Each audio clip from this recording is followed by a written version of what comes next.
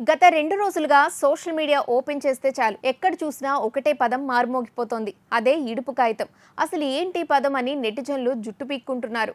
ఆంధ్ర వాళ్ళకి ఇది అర్థం కాకపోవడంలో వింత లేదు. కానీ మన హైదరాబాద్లో పుట్టి పెరిగిన నేటి తరం తెలంగాణ కుర్రాళ్ళకు కూడా ఇడుపు కాగితం అంటే ఏంటో తెలియక గూగుల్ తల్లిని తెగడిగేస్తున్నారు. అసలు ఈ పంచాయతీ ఎక్కడ మొదలైందో తెలుసా? మన టాలెంటెడ్ యాక్టర్ ప్రియదర్శి హీరోగా, తెలుగు అమ్మాయి నాగదుర్గ హీరోయిన్ గా ఒక కొత్త సినిమా అనౌన్స్ చేశారు.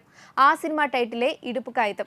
మన సుకుమార్ రైటింగ్స్, బన్నీవాస్, వంశీరెడ్డి కలిసి ఈ సినిమాను ప్రొడ్యూస్ చేస్తున్నారు. రీసెంట్ గా ఈ movie title poster and title launch event చాలా గ్రాండ్ గా జరిగింది.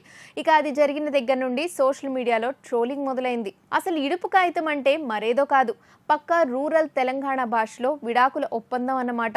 పూర్వం రోజుల్లో కోర్టుల చుట్టూ తిరిగే పని లేకుండా ఊరి పెద్దల సమక్షంలో ఇరు వర్గాల వారు కూర్చొని పరస్పర అంగీకారంతో రాసుకునే విడాకుల కాగితాన్ని ఇడుపు కాగితం అనేవాళ్ళనమాట. ఇది సంగతి. అయితే చూస్తూ చూస్తూ ఈ చిన్న టైటిల్ మ్యాటర్ను కాస్త సోషల్ మీడియాలో 2 రాష్ట్రాల మధ్య గొడవగా మార్చేశారు కొంతమంది. మాకు తెలియదు, మీకు తెలియదు అంటూ రీజనల్ ఫైట్స్ మొదలుపెట్టారు. టైటిల్ అర్థం కాకపోవడమే మీ సమస్య అయినా, లేక తెలంగాణ ఆంధ్ర సంప్రదాయాలు అర్థం కాకపోవడం మీ సమస్య అయినా, సినిమా రిలీజ్ అయ్యాక అవన్నీ క్లియర్గా అర్థమవుతాయి కదా. అసలు ఇలాంటి తెలియని మన పాత విషయాలు, సంప్రదాయాలు అందరికీ అర్థం కావాలి, అందరికీ తెలియాలి అనే కదా మేకర్స్ కూడా ఇలాంటి కాన్సెప్ట్లను మన ముందుకు తీసుకొచ్చేది. అలా అనుకుంటే ఒకప్పుడు కాంతారా అనే టైటిల్ ఎంతమందికి అర్థమైంది చెప్పండి?